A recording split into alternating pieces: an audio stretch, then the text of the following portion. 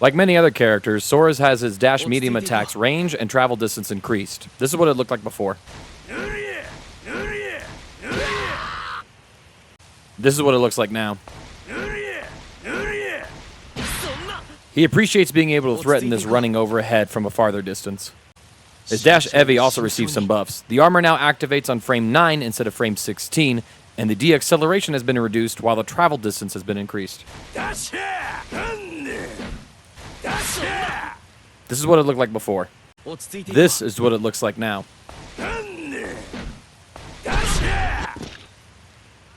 This has a lot of implications for Soriz's neutral. Before, the armor frames were only active 4 frames before his attack actually came out, making it very difficult to use. Now, he's got 11 frames of armor to deal with, which means it's far more likely that he's going to be able to get a straight hit on the opponent in neutral against their pokes. Considering that he gets reward for this on normal hit, he'll greatly appreciate it. Great.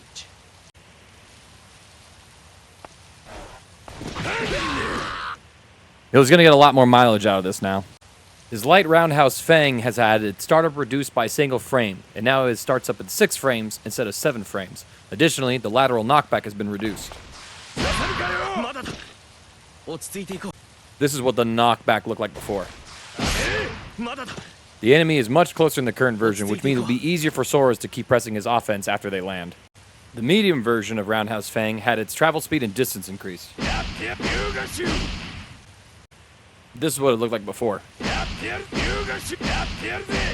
It's a very dramatic difference. The heavy version of Roundhouse Fang had its startup reduced by 1 frame, down from 6 to 5, and the travel speed has also been adjusted.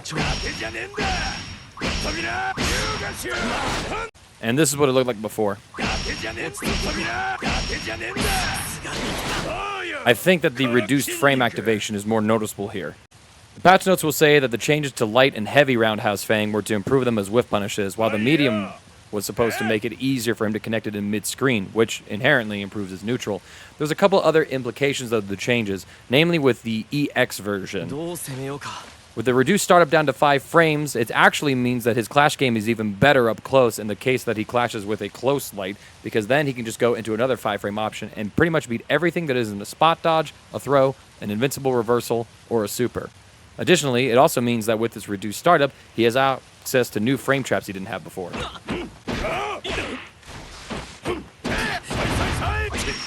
Compare that to what you can do now.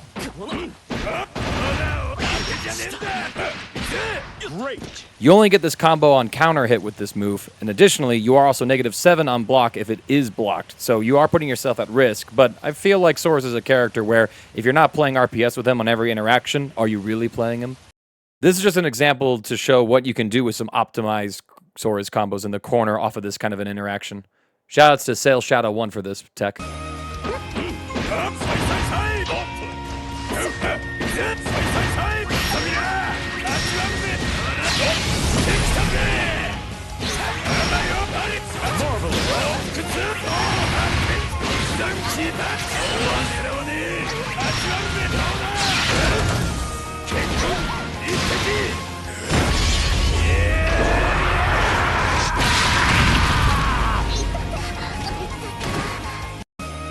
Granted, there is a reset situation in here, but you can definitely tell that there's a lot of opportunities and ideas that you can use off of a situation like this. Ultimate Rock Smash sees a couple of nerfs. The active frames on the 3rd pillar has been reduced by 3, going down from 6 frames total to 3 frames in total, and that changes the total active frames from the entire move down from 18 frames to 15 frames. Additionally, the whiff recovery has been increased by 5 frames. This is what the situation would look like before if you reacted to this move with a spot dodge.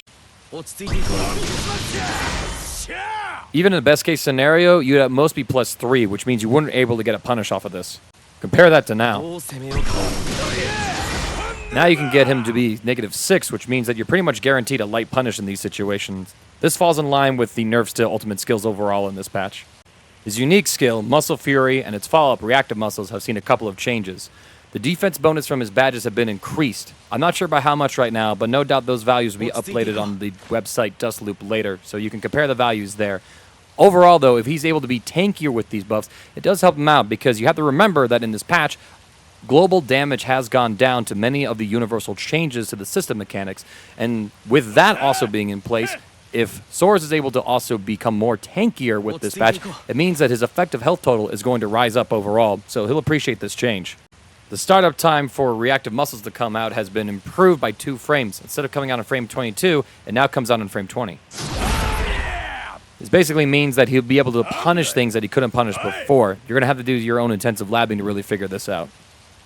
Reactive Muscle also had another change where if you do just hit with the attack raw, you gain a badge which improves your defense overall, regardless of whether or not the opponent actually triggered your Muscle Fury. This is a nice change because on a successful use of this tool, now Soriz can gain 2 badges in 1 interaction. This again increases Soriz's overall effective health.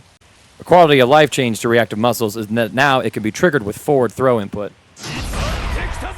I'm not sure what this necessarily serves. Maybe it just means that if somebody was pressing multiple buttons at once and happened to do a throw input, they would not get the follow-up, and now they do. Maybe that's the case. Maybe it's just another option for people to use instead. Either way, having easier access and more access to this follow-up is overall better for him, I'd say. The last 2 changes to Soriz are to his supers, Macho Ultimatum and Leaping Tiger Charging Dragon. Macho Ultimatum has 5 less recovery frames. Before, you were negative 25 on activation. Here it is now. It's now negative 20 on whiff. There's a couple implications. Not only is it a little safer to just throw out and do, especially if you're at full screen, but it also means that Soriz gets access to new combo routes where he's able to go into Macho Ultimatum to buff himself and then take advantage of this new empowered state and possibly get even higher damage combos while doing so. Here's an example of a new corner combo route that you can do with him.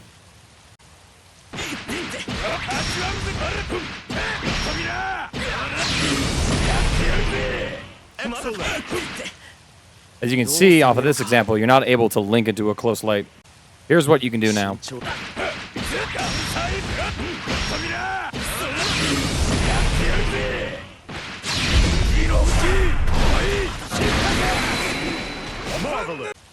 Being able to go into your install super and then access your Skybound art in the same combo is a massive buff for Soriz. That means that he's going to be able to access higher offensive capabilities than he ever had the chance to before. This is really great for him. The last change to Soriz is to his Leaping Tiger Charging Dragon. When he's in Macho Ultimatum, he now depletes 2 Brave Points from the opponent, as if it was a super Skybound art.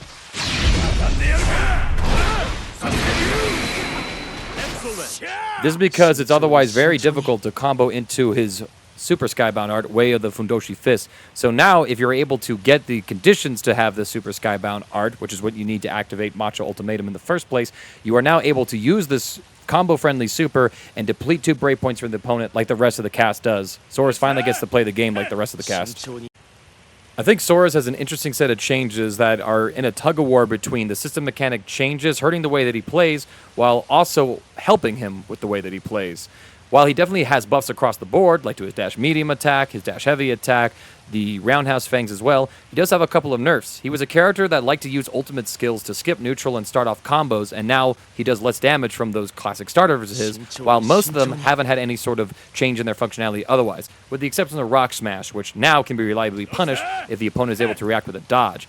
However, because there's less damage overall in the game, due to things like Fuzzies having nerf scaling, Raging Chain having increased scaling, as well as Skybound arts, like everything has more scaling overall, and he's a character who wants to spend his health as a resource by playing rock, paper, scissors. He's got a counter, for Pete's sake, that increases his defensive stats, and that's been raised. So, honestly, he might be one of the tankiest characters in the game, and that might mean that Swords players can play even more aggressively with him because they have more health to leverage. He has a couple of definitive quality of life buffs as well, where his Skybound arts finally are able to keep up in terms of utility with the rest of the cast. I don't think that he's going to change greatly over this patch, but he's certainly going to be more fun for players to play, and I would expect that he's going to stay around the same power level as he was in the tier list before.